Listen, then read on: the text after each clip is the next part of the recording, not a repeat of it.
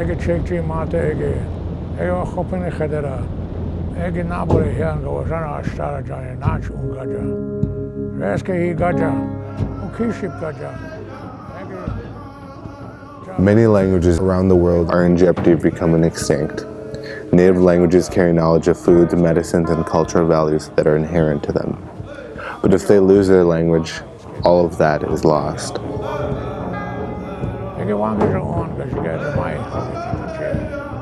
In the U.S. and in Wisconsin, many Indigenous communities had to survive a process of displacement and forced assimilation at boarding schools all over the country. During that time, Wisconsin became a territory and eventually a state in 1848. In the U.S. and in Wisconsin, confiscation of native lands was common, making way for European settlers. Many of these arguments had had a lasting negative impact and are being legally disputed even today.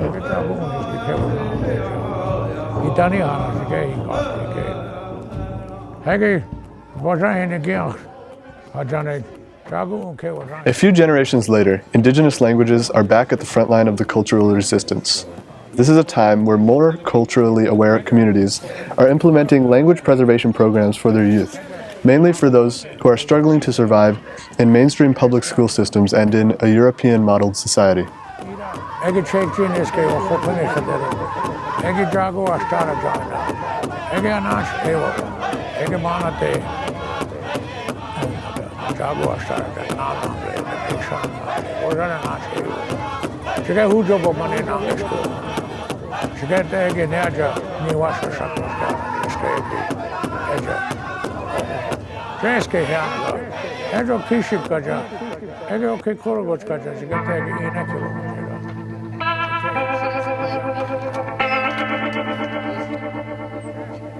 The sacred language communicates more than just words. It is a traditional reserve that carries values, moral ethics, and vast knowledge. It is a certain understanding of the world that is crucial for humanity in dark times of environmental shifts and cultural conformity.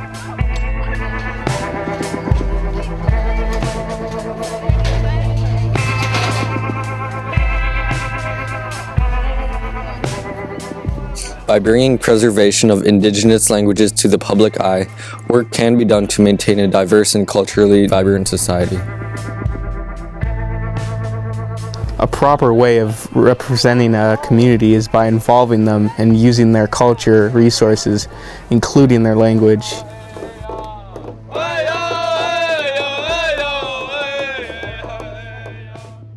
The Creator gave us this language. And when he hears us talking, he's listening to one of his creations and he can identify who you are. That's where we come from with the language.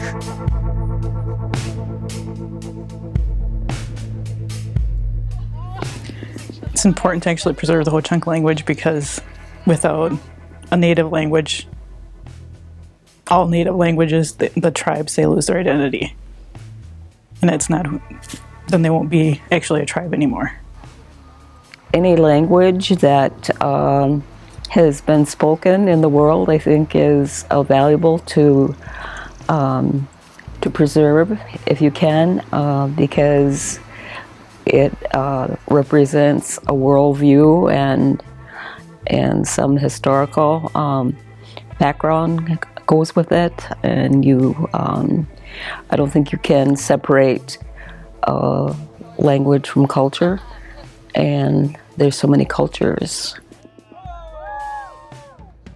When you have a language, it's your identity and encompasses everything about who you are as a people, as a tribe, and the same goes for us as well. It sets us apart from everybody else. It makes us who we are and what we are. And 1, 2, 3, 4. Pera para ikura, ikura, ikura. Pera para ikura, tiny washana. But our language program now has 2 divisions. One is a language apprentice program where we work with apprentices. The other is a language academy, HoChunk Academy. That's a program that's going to reach out to all communities. I can tell people out in the outside world there are accurate stories about HoChunk and where we come as a people and who we are. But one of the things that we felt that we were missing was actually teaching our own people the cultural, aspects, of how we got to be where we are today. Tradition and heritage is a big part for most tribes, but it's alarming to see how many tribes out there who have lost basically most of their culture and most of their tradition. The HoChunk language, it's a gift that we consider sacred. It's a way that we currently use and throughout the generations up to this point as a way to convey our culture and our traditions to our people, especially to our younger people.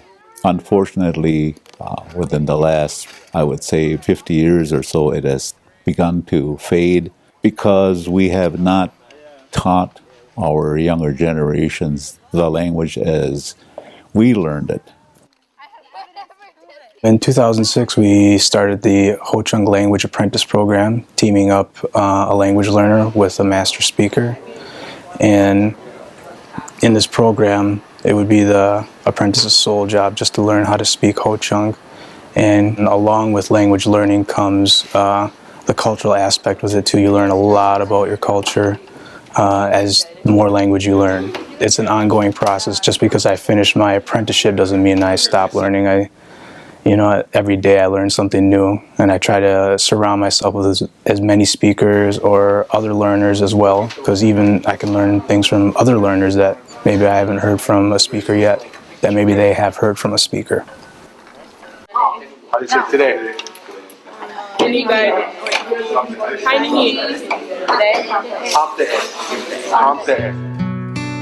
I spent a lot of time with my uncles and, I guess you would say aunts, but in our culture, they are my mothers. Also, the sisters of my mother are all my mothers. I have many fathers. I have many mothers. I have many aunts that they call chuns. I have many dagas, which are my mother's brothers. And those things, that our kinship is just a little different. I have many brothers, many sisters, many nieces and nephews, all of those because of our kinship. So you're HoChunk, huh? It's okay. HoChunk Wawache. Tell him, yeah. Well, I want you to say something. Can you say something to me in your language? So, you have to think about these kind of things. And because they ask me, that, yeah, I'm HoChunk. Well, can you say something? I'll say, well, what do you want me to say?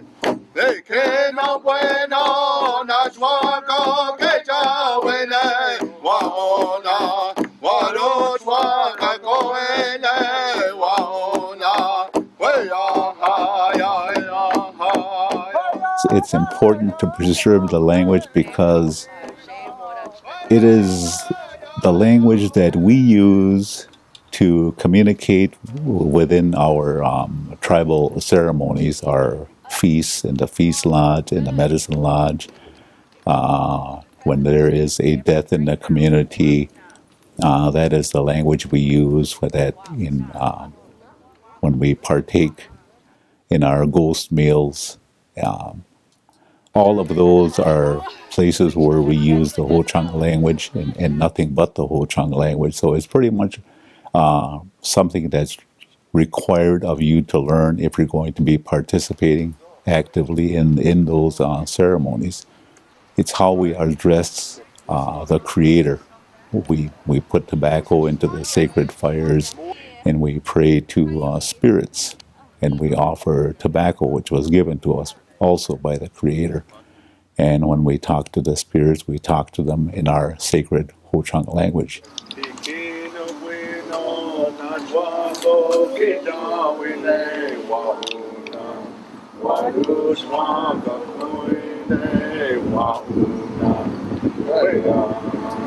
I feel it's important because not only is it part of who we are as HoChunk people, it's part of our traditional practices, and so I think it's important to preserve that because of it's incorporated with our traditional practices as well as defining who we are.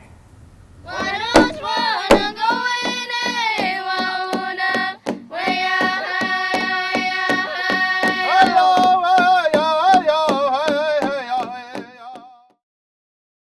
language and culture, they go hand in hand. Everything in our culture, everything about our culture is done in the language, and the language represents that as well. And you know, one just can't live without the other, basically.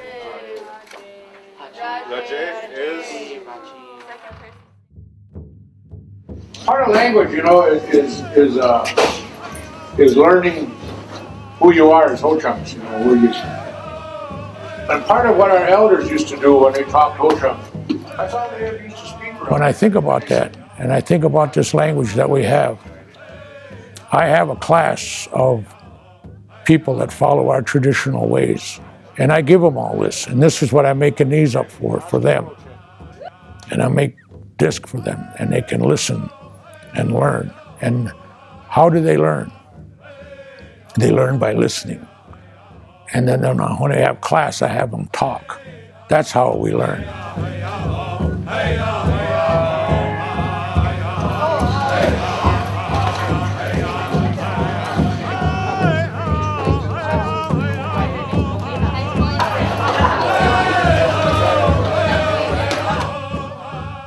Technology has a lot to do with it. We're developing websites, and that's quite the undertaking for us. But we will accomplish it. All we have to do is work at it very hard, and we will. Less than 200 speakers among 7,000 people, and of those speakers, they're all 65 years and above. Basically mean that they can't provide children anymore. They're chokas and kakas and kunikas and chokachates and all. It's a part of the mission of the HoChunk Nation to preserve the culture and the language. And so there is an investment of resources so that the language can be taught at all levels. Then there are the actual speakers that live the language, and some of it is learned intergenerationally where the language is in use. But unfortunately, we're real comfortable with English, and those of us that are fluent speakers tend to speak more English than HoChunk. Yeah, it would be nice if parents would talk HoChunk to their children, but currently parents don't know the language because they haven't been taught the language by their elders. So it's something that we haven't passed down like we should have, as it was during past generations. But it is important to try to learn what you can as a young member of the community, and it's important to try to teach what you can as an older member of the community. The chances are today that are a lot better that the older members of the community know the language, and they don't practice speaking to the younger generations, but it's something that they should, and it's something that we currently are working on. We're trying to instill pride, I guess is what we're saying, into the tribal members in our communities. And we're trying to instill enough pride so they can go back to having the desire to learn the language and learn the ways of our people with regard to culture and traditions. It still takes trying to instill pride and a desire to learn in our young people. And that is still what I try to do today. And I also encourage our eminent speakers to do that also.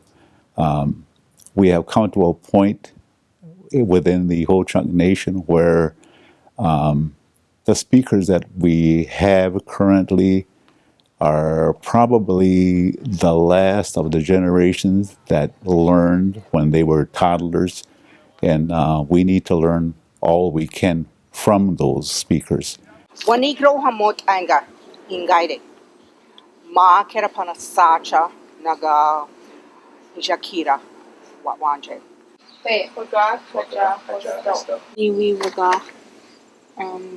I plan on teaching the HoChunk language and helping to pass it on through the next generation coming around. it would be great to get more kids fluent as well as more adults.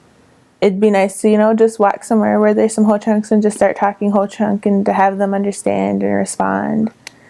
So I feel that just getting more people learning the language would help with that. If you keep talking HoChunk to them, they're going to want to know what you're saying.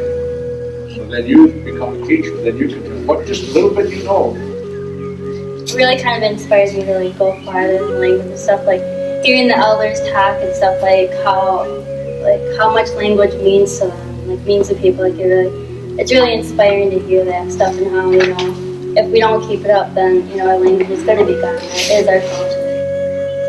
As Indigenous peoples, we need to honor the sacrifices made by our ancestors to maintain these languages. We need to maintain these efforts for our future generations in light of territorial acquisition conflicts, loss of identity, tribal sovereignty issues, and threats to natural land-based reserves. We need to preserve not only these languages, but the visions, worldviews, and meanings about the world and nature. Visions that were sustained at times when Indigenous tribal communities were facing demise, death, and despair, resisting with their body and spirits, looking forward for the future of the new generations. Hopefully, our youth will carry the passion and fortitude to these early leaders and continue sustaining the promise of a better world and life for 7 generations ahead.